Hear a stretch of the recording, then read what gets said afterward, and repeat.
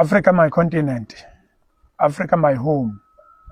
Africa, the land of our ancestors. Africa, the land of my birth. Ubuntu mphako ngapuli. Isikhathi silapha go 3:30. Kodwa sifikela mhlambe beku ngo-2 kanje ya. Fikela ngo-2. Dadewethu. Angazi ukuthi ngizoqala phi. Kodwa ke angimtshele umuntu ukuthi sise Africa, sise South Africa, sikwaZulu, iKZN leyo, sise South, seningizimu nelewaZulu. Sisehlokozi, sechibini isigodi. Yeah, sikwabani la ekhaya? Sekwakhambule sibonga. Sikwakhambule la ekhaya. La ekhaya silethwe umuga, silethwe isiga, silethwe isehlo. Silethwe umkhuba. Isehlo esehle nje lapha ko7. Mina umbiko ngithole ngo11 eThekwini. Angeke bengisalala ayikho into sazoyilala mase kunje. Dadewethu. Kwenzekeni? Ngiyabuza nje ukuthi kwenzekeni ngoba nami ngibonile kodwa asizwe kwenzekeni sisi. Kukho engizokuchaza okuningi. Yes. Ngoba nami angihlali ekhaya. Yes. Ngithola ucingo ngabo 8 olusho ukuthi le ekhaya sekhona umuntu babona bazoqhuma isibhamu ukuthi gquqququ. Yes. Methi uyaphuthuma uzobheka ke mase sekuthulekile uyafika abantu bonke baduduliwe phezulu kosofa. Yes. Bahleli izingane eziduduliwe ziwu3. Umakoti kanye nosisi phili. Baduduliwe bonke. So nathi ke siyafika nje manje ngoba ibona ade behlala ekhaya akho umuntu uhlala ekhaya bonke abantu ade bele ekhaya baduduliwe bonke.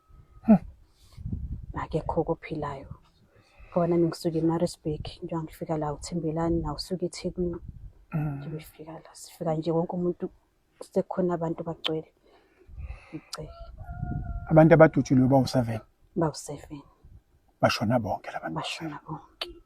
Like nina nisinde ngoba beningekho. Sisinde ngoba besingekho thina singahlali la.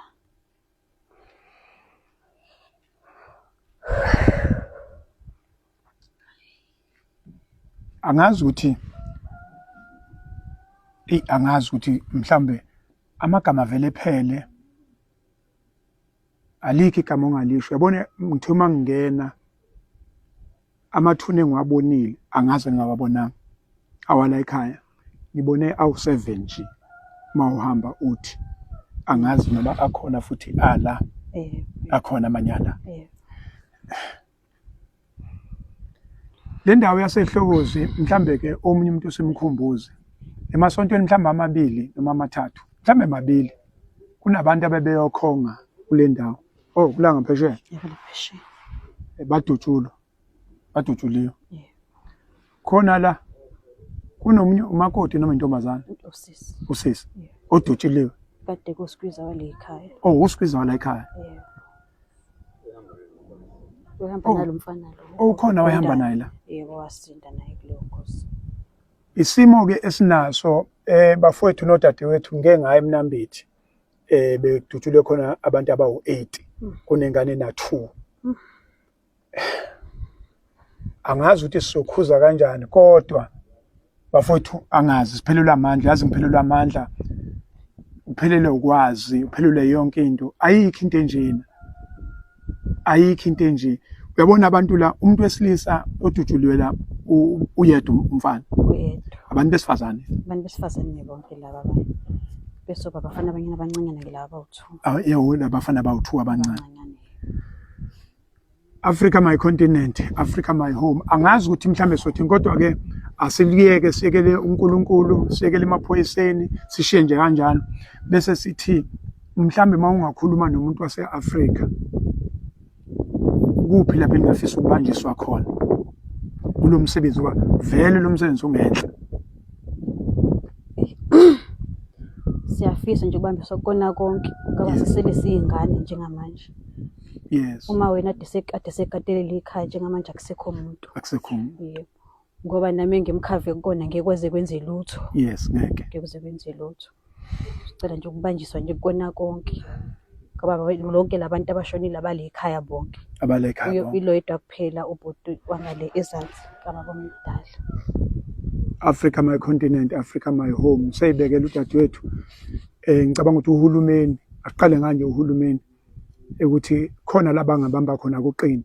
Bese siyabuya ke masingakhulumi ngohulumeni, sikhuluma ngabantu base-Africa, sikhuluma ngabantu base-South Africa labangabamba nje khona baqinise sikwazi ukuthi okuncane singakwenzela lo mndeni, okuncane singakwenza singabantu base-South Africa, singabantu base-KZN, singabantu base-South neTheku.